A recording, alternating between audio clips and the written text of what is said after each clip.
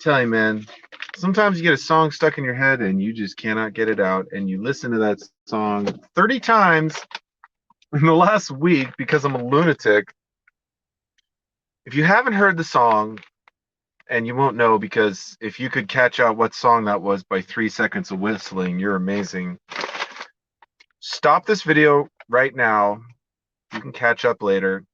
Actually, it's live. I guess that won't help. After the end of my live stream, which is only going to be like 15 minutes long, check out Sheena Easton's 9 to 5. I think I talked about it in another live stream, but yeah, we're just living that Smurf city life. Work too much, spend too much money, eat fast food, which I love. So stop hating on me, Uncle Al, for eating my fast food. It's not necessary.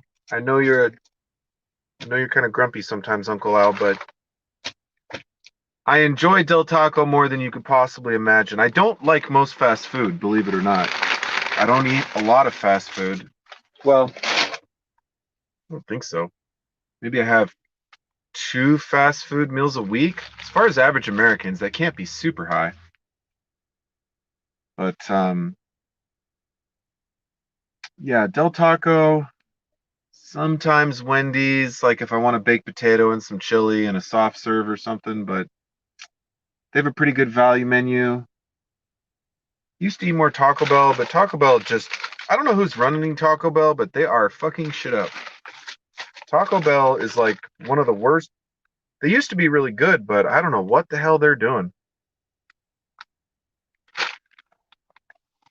They just got,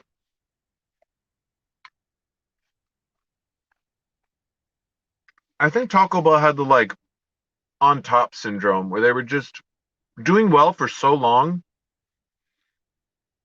and then they came out with the Chalupa, the Crunchwrap Supreme. I do like the Crunchwrap Supreme. It's a ridiculous food item. Um, but then they kind of raised their prices, and they didn't really do anything interesting. So, hmm.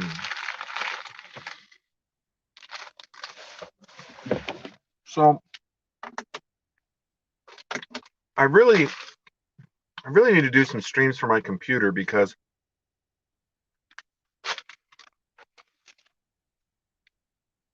there are just a lot of things, that's happened with like Biden recently.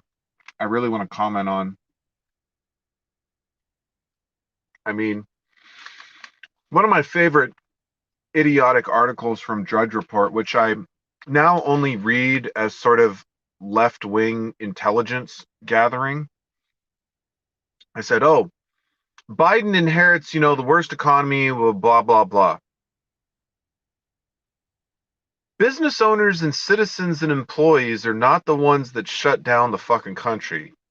The governors and people like Fauci and all these, safe space pansies that are worried, if somebody coughs on you, you're going to fucking die. They're the ones who shut down the country. Basically, all the governors and the mayors and all that. The president, as far as I know, didn't mandate anyone stay at home. They didn't touch that. I think they easily could have, but they would have had to market it or process it administratively as an executive order for the purpose of national security. The Patriot Act, I don't know if that's an act they could have used, but the Patriot Act was super long, and I haven't read it recently, or maybe at all. But this whole national security idea, you can fucking do anything for national security. You could take over half of Mexico for national security, I think, if you tried hard enough, although there's too many Hispanics in America for that to really fly. To be honest, Mexico, nothing against Mexicans, but Mexico would be a lot better if it was a state in America. A lot of the stuff going on there just wouldn't fly.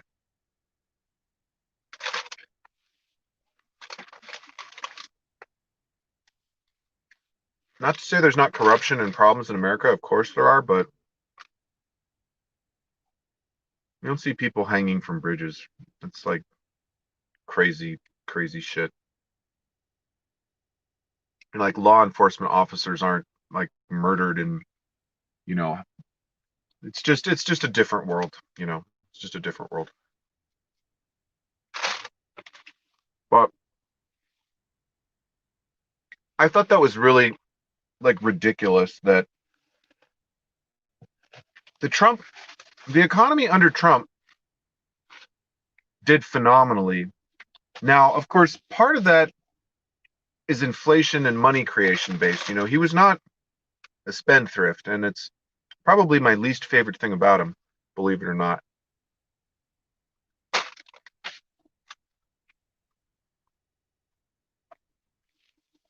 And that's what really gets me about liberals being so just idiotic and single-minded, that they spend 2 years on the Russia nonsense that includes a Mueller report that turned into be nothing. Then even when the report turns into nothing, then they Hail Mary and try to impeach him. It's like trying to impeach the president after the Russiagate turned into nothing and the Mueller report turned into nothing. It's like throwing a Hail Mary when you're 99 yards away from the end zone on third down, and then on fourth down, you try to kick a field goal. Like, if the Hail Mary didn't work, the field goal sure as hell ain't going to work. You're not going to hear a lot of football analogies from me because I don't watch much football, though I understand the concept of the game. I played, like, as a kid, not on a team, but, like with my friends when I was a kid. But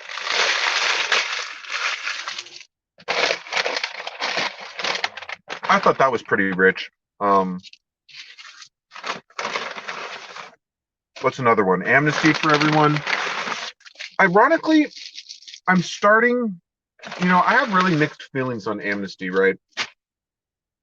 I think laws are important and you shouldn't reward people for breaking the law.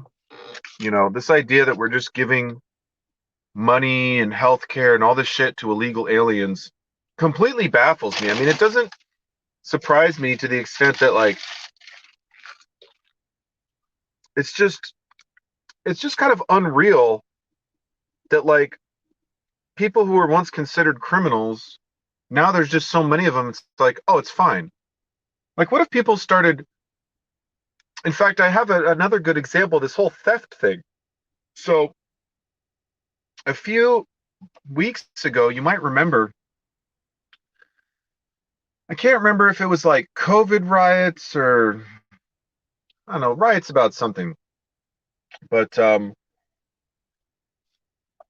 it was kind of like some of the racial stuff that was going on combined with COVID, combined with Trump. I don't know. It was just like people combined with people being unemployed and fiscally struggling. But there was this phenomena where people were just stealing, like, blazonly, brazen, in a brazen manner. I don't know if you can steal brazenly, like the adverb. But anyways, people just walking in stores and just taking out shit. Like, in the middle of the day, they'd walk into a drugstore, start piling over-the-counter medication in their backpack, and just walk out. And I guess some businesses or some sort of medium-sized businesses, like, say, a Walgreens or something, were telling their staff, like, don't confront the shoplifters, which is totally fucking ridiculous that you would just let someone come into your. I mean, I get, like, don't try to physically restrain a shoplifter or don't accost a shoplifter, but you better believe if I'm working in Walgreens, I'm going up to someone saying, like, excuse me, sir, I'm going to need to check your bag. They give me any sort of attitude, and I know for a fact I saw them put things in their bag, or their bag was a lot bigger when they're trying to walk out, I'm calling security, or I'm calling the police, or I'm following them down the street. I'm not going to put my hands on them, but they're just going to walk away like that's nothing. So it's like, imagine that if enough people just start stealing, then somehow it's okay. It's not the way society is supposed to work. Right is right and wrong is wrong. And sometimes there's gray area, but federal immigration law, i.e., you sneak into the country and you're a criminal, that's very black and white. I don't care where you're from. I don't care how shitty your country is or how many kids you have or what your sob story is. Yeah, life sucks when you don't live in America. Go figure, all the people on the left that live in America like to talk shit about how terrible their life is when they have no fucking idea what terrible really is. It really pisses me off. Which the taco is so good.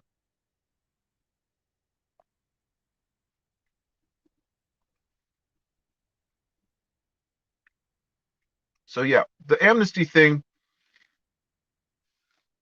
in my opinion, the way I would deal with it is you don't get a free pass for sneaking in the country. What I would do is set up a program called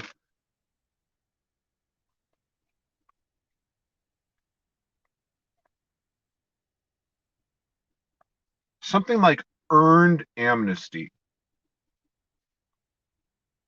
So the first thing that happens is you have to claim your non-citizenship. You have to like register with the government.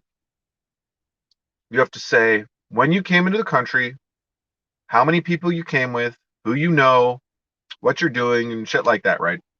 Are you working? Are you employed? Are you going to school? What's your story? Why are you here? What do you want to do with your life? You don't have to speak perfect English. You have to have an education or whatever. But step number one is getting on paper. Fucking sore in my mouth is killing me.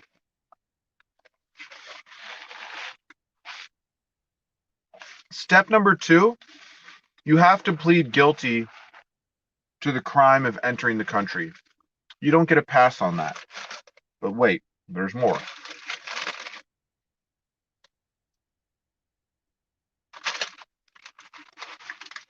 So you become a citizen, but, or maybe like, sort of, you get like a long term visa. You automatically get charged with either a misdemeanor or a felony. I'm kind of iffy. There's a lot of law about felons that makes it hard for them to get a job. So I'd be okay with a misdemeanor. You automatically have to plead guilty to a misdemeanor. Like no trial. You have the right to a trial, but like that's just going to delay everything because there's no point in trying to take everyone to trial. You plead guilty to a misdemeanor with say 5 years of informal probation. Okay? Which means you're kind of like doing your own thing. You're not really checking in with the probation officer, but you still have to behave. At least I don't think you have to check in. I don't know. The idea is that you get them on paper, you get them to admit that they committed a crime, but you explain that as long as they don't commit any other crimes, the misdemeanor can be expunged, stricken from their record, and basically sealed aside from certain government agencies and licenses. Excuse me. That when you apply to them, they want to know the full history. For example, say you get a misdemeanor theft, like petty theft, one count 10 years ago. You want to join the Air Force. The Air Force does a criminal background check and they want to know what's on your current record, but you also have to disclose things even if they've been expunged. And that can be true for military service. It can be true for certain types of certifications or licenses. Like say you want to be a teacher, you might be subject to that. Say you are applying for a state license, like a real estate license or like a Title IX to like trade securities, or I don't know if, but in many instances, state licenses and government agencies, they want to know everything, even if it's been expunged. So California is interesting in that if it's over 7 years, generally they can't ask unless, like I said, like you're signing up for the military or something. So the point is, you get the person on paper as a resident or a temporary alien or something that's a legitimate status, so they're not quote unquote illegal. You make them plead to a crime, doesn't necessarily have to be a felony, but you make them plead to a crime, give them a certain term of probation, either 3 or 5 years, and explain that as long as they don't commit further crimes, they'll get the sentence either reduced, sealed, expunged, or even dismissed. I'd be okay with dismissing it. And at the end of that, they can become naturalized if they meet the qualifications for naturalization, which is, some familiarity with the culture, some understanding of the language, the history. I'm not an expert on naturalization, but that would be my plan for amnesty. It wouldn't just be instant citizenship, no background checks. You want to give amnesty to a murderer, to a rapist, to someone who's kidnapped people. I mean, think about it. Really think about, do you want to give anyone citizenship just because they walk across the border? That's a really stupid idea, and it's a really stupid policy. But I get that not everyone who comes here has ill intentions for this country. And if someone doesn't have ill intentions for this country, we should probably try to get them to become an American citizen so that they can get a good job, they can take care of their family, they can pay taxes, they can vote legally, they can be counted in the census. They, they can get car insurance so that when they hit you, you're not stuck with a $100,000 hospital bill because they didn't get insurance because they weren't a citizen. Having an extremely large populace that's under the table is not good for anyone. It's not good for them, and it's not good for us as American citizens.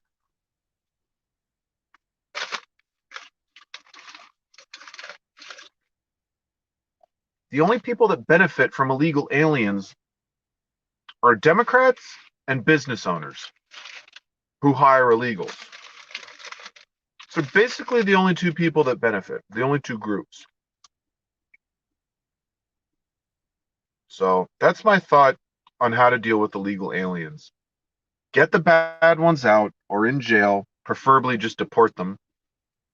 The people who want to live a good life and want to adopt, at least in some aspect, the American way of life, great, become a citizen. But if you're going to become a citizen and try to impose your country's way of life on our country, that's not how that's supposed to work.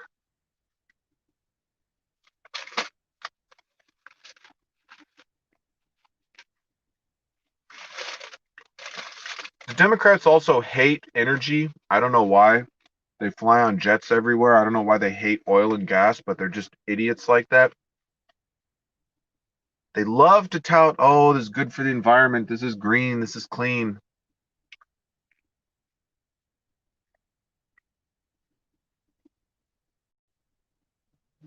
We're not going to have oil forever. It's almost pointless to worry about like when we're going to run out of oil. We are. It's going to happen. It's not going to be in 5 or 10 years from now. It's probably not even be in 20 years from now.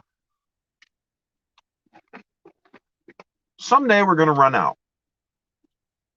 By the time we run out, there will probably be so many goddamn electric vehicles, we're going to be a lot more worried about where we're going to find lithium ion and how to recycle it than running out of oil.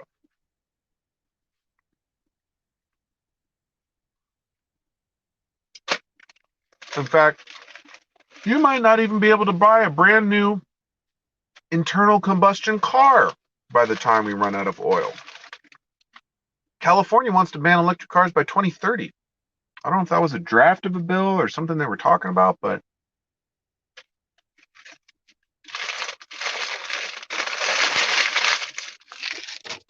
the free market shouldn't work like that.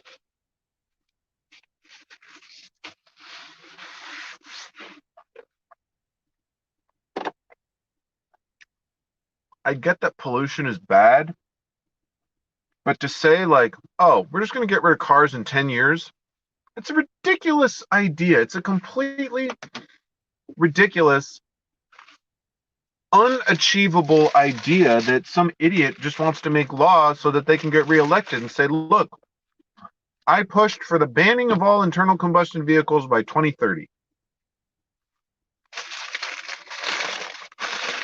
If America really wanted to save on energy, they'd try to figure out how to get people where they need to be slightly more efficiently. If it takes me an hour to get to work on the bus and 20 minutes in my car, why the hell would I ever take the goddamn bus? What a waste of fucking time. You're telling me I need to save the environment by taking what, 40 minutes versus 120 minutes, so 80 extra minutes. You want me to spend 80 minutes a day being basically worthless on a bus? It's not a deal a lot of people can make.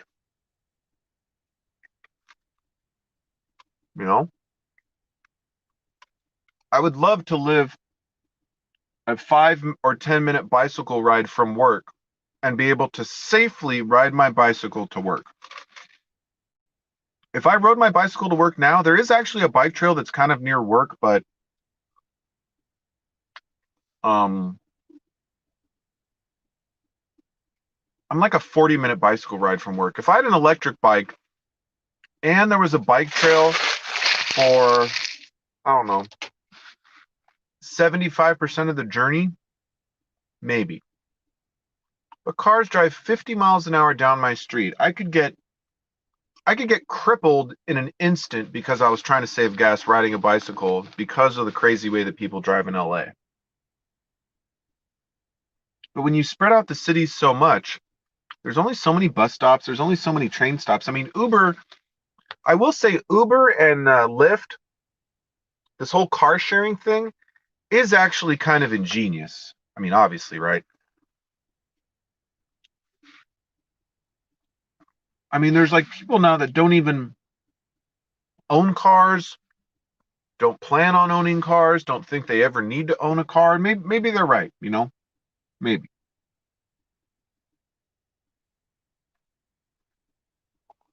But to just say like, oh, I'm going to shut down the Keystone Pipeline.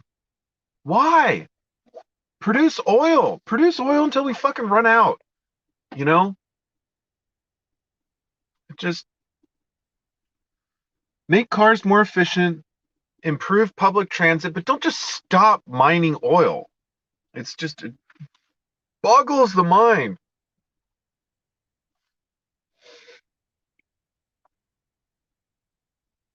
You know? Pipes above ground aren't the safest thing in the world. They're probably safer than some shitty single hull oil tanker that we're buying oil in anyways. I mean, I think the new tankers are supposed to be all double hulled, but I don't think that every tanker that hauls oil in the world is double hulled. I have no idea how I'd look up what percentage of tankers are double hull versus single hull. I guess Google might tell me, but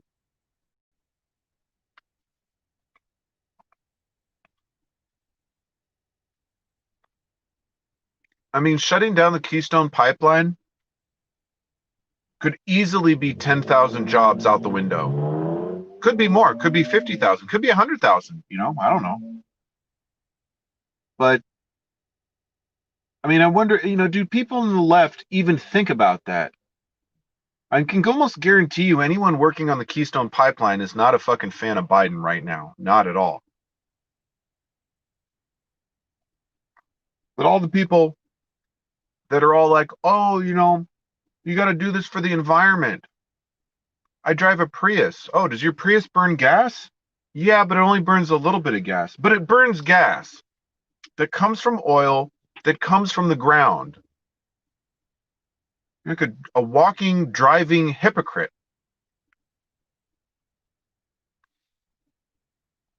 It really kills me. The left does not seem to have a realistic understanding of the way the world works and what is actually beneficial and what makes sense and what is absolutely fucking ridiculous. And they seem to be pushing ridiculousness. Like it used to just be like, oh, you know, we're pro-abortion, you're anti-abortion. We're pro-big government, you're anti-big government. But now it's like conservatives are normal And liberals are out of their fucking mind. Oh, we can't have male and female on identity car on, fucking driver's license cards. We need to have 26 genders so that, people's sensitivities as to what they think they are. Dude, shut up. I understand there's like intersex people, and I understand not everyone that's born a boy feels like a boy, and not everyone that's born a girl feels like a girl. That's fine. You can be whoever you want, do whatever you want, spend time with whoever you want.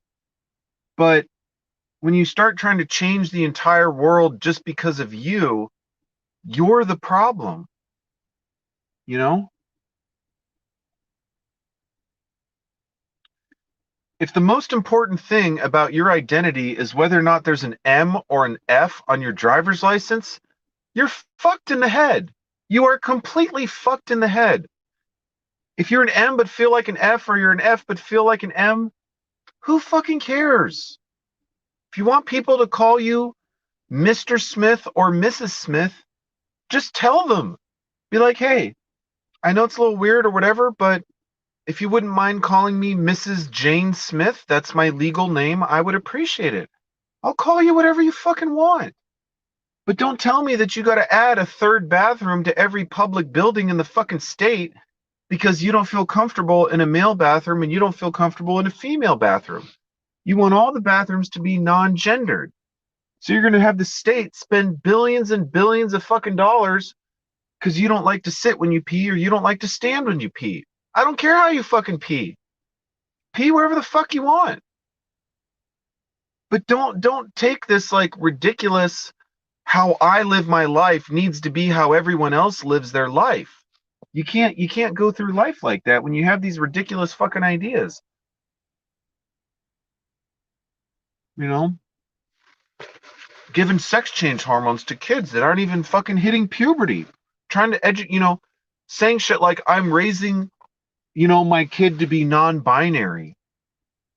Your kid doesn't even know what sexuality is at 8. Why are you pushing your psychotic infinite number of gender shit onto your kid? Let your kid be a fucking kid. I'm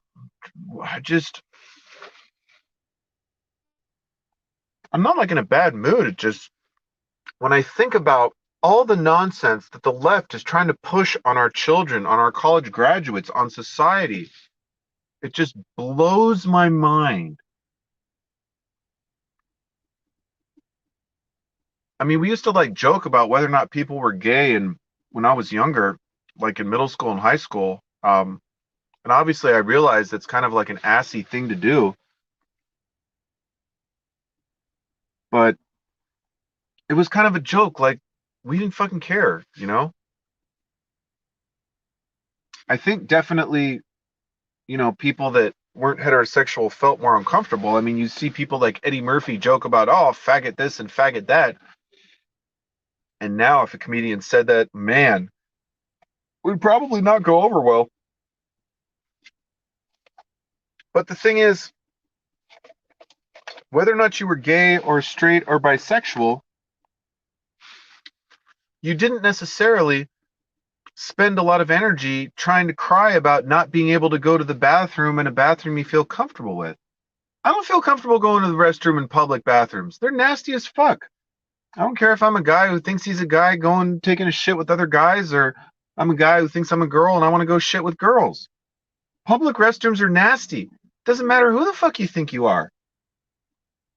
I tell you, one really interesting thing I noticed about Europe was that their bathrooms are nice. I don't know if it was like just Italy. I mean, I went to like Italy, Amsterdam, Scotland. When you go into a bathroom over there, generally you have to like pay €1 or something. I don't know if that's to keep like homeless people out or to help pay for the bathroom attendants, and that's another thing. They have bathroom attendants, so the place doesn't look like a fucking disaster zone after 10 people use the bathroom. But the doors and the stalls, like almost all the stalls, the door shuts completely. There's not giant gaps in the doors. The walls of the stalls go all the way down to the floor and all the way up to the ceiling. This idea in America that we can listen and hear and see everyone, and like, you can see the feet of the person next to you, you can hear all the noises that the people on either side of you make. The American bathroom experience fucking sucks. I mean, granted, like a fast food restaurant's gonna have, like a one single bathroom, but you know how nice it was to go to a train station, have to take a crap, and then get there and realize, wow, for €1, I can have a clean, private bathroom. It's not smelly, it's not filthy, it's not gross, and I might not enjoy going to the bathroom, but it's not like going to the bathroom doesn't become more disgusting than the act itself. It's like sitting on the toilet's more disgusting than wiping your ass in sometimes, and when like really nasty bathrooms. So maybe a cleaner, more private bathroom experience has nothing to do with gender in the first place, I guess is what I'm saying. Doesn't matter what kind of parts you got on you. Everybody wants to go to bathroom by themselves, not near anybody else, in a clean environment without any crazy distractions or smells or noises and other nonsense.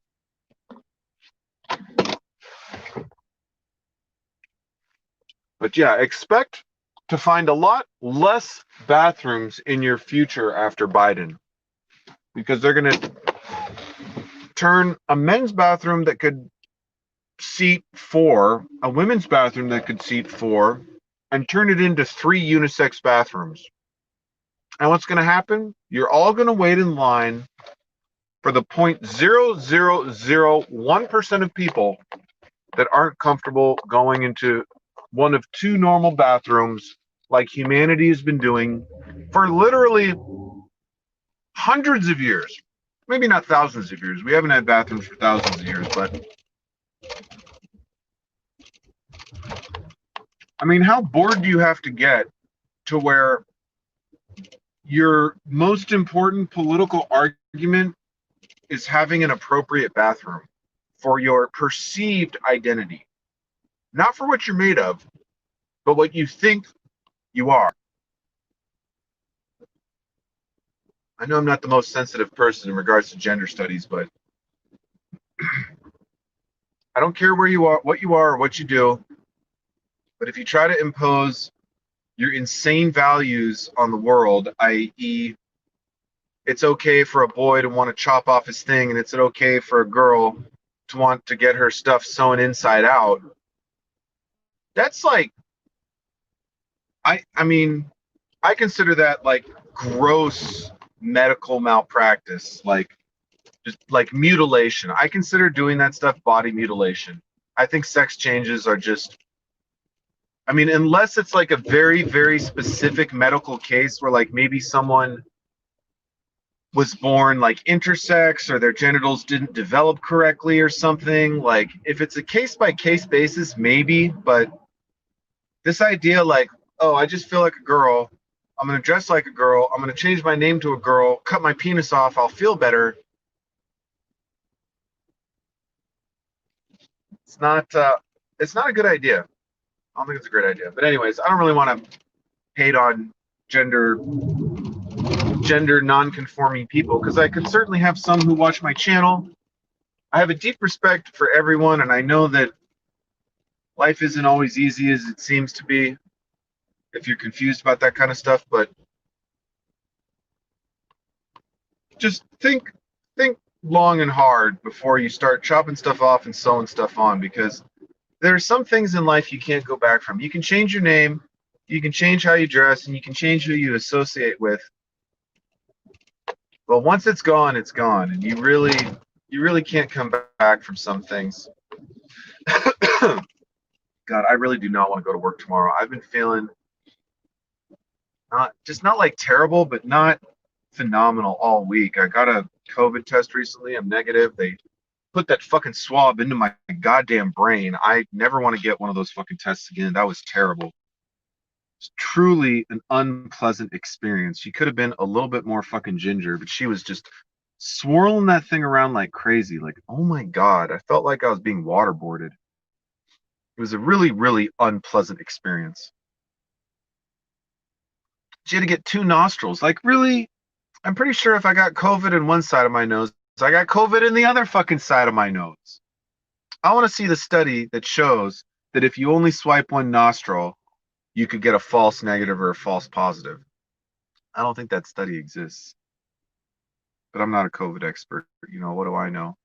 I've only lived most of my entire adult life without the flu shot, without ever having any serious complications from getting the flu, other than feeling shitty for like 3 days, which is what happens to most people when they get really sick. But no, please destroy the entire fucking economy just so you get one headline. Oh, Biden inherits the worst economy of all time. Oh my God. Shut up. Shut up with that fucking nonsense. Well, this is enough of the Darkstream for tonight. Stay tuned for tomorrow's live stream. Whether or not my motorcycle radiator hose still leaks, why my valve train and the motorcycle is making funny noises, how to install sheetrock like an amateur. Oh, man. Fun times. Until next time, YouTube, I think we're going to sign off because I need to focus on the road. But stay safe. Stay ready. Thank you for watching. Don't forget, we're going to be talking perhaps this weekend about structure and prepping, thanks to a thoughtful comment by Uncle Al, aka the Bullfrog 79, about structure or lack thereof. What is your structure for prepping? What is your game plan? What are your priorities? How do you organize all the different things you want to do for prepping with a limited amount of time, resources, energy? Some of us might do it better than others. I've definitely never claimed to be a role model really for anything that I do. This channel initially was created to save my sanity because school. This channel was created when I was going to school because school was driving me fucking crazy. Maybe life just drives me crazy. Maybe I drive myself crazy, but school in particular was driving me crazy. So I started the channel, I started volunteering, and I started building the windsurf brand, and I started getting into 3D printing, kind of all at the same time, because I always like to have way too many projects going on at once. It's just one of my weaknesses. Maybe it's human nature to like to be involved in many things at once and not complete things, but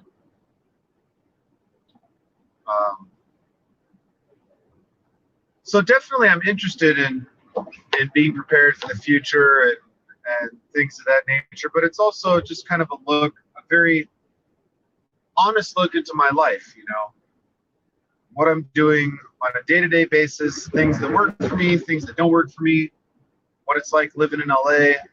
Why is this helicopter shining its spotlight on this street? I don't know, you know, really don't know.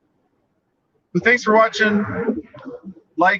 Please do like, comment, and subscribe. I genuinely appreciate the likes, the comments.